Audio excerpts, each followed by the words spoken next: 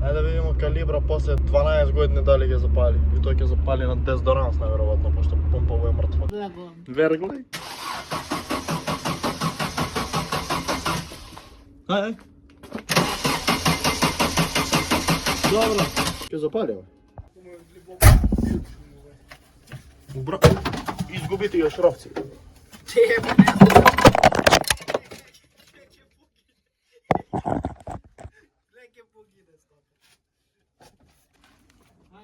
Верглај. Верглај. Верглај, верглај, верглај.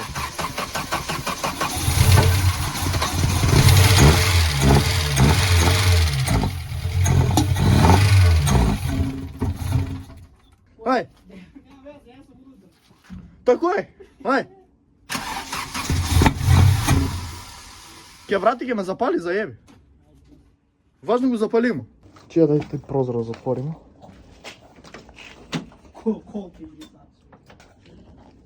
Оба. Бре, унутра звони. Одаде може да утераш гарнитуру.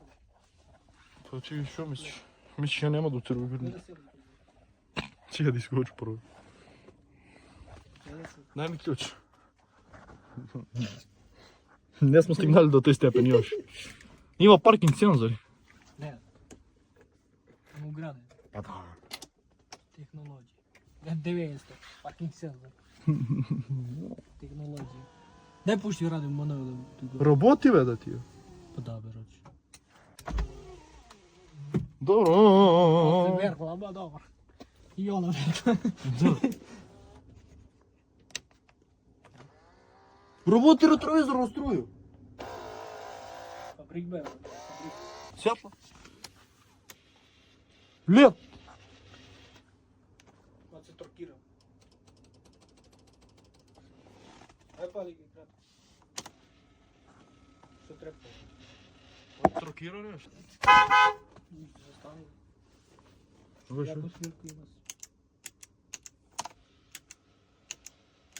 Замъгло се офара, бе. Да, бе.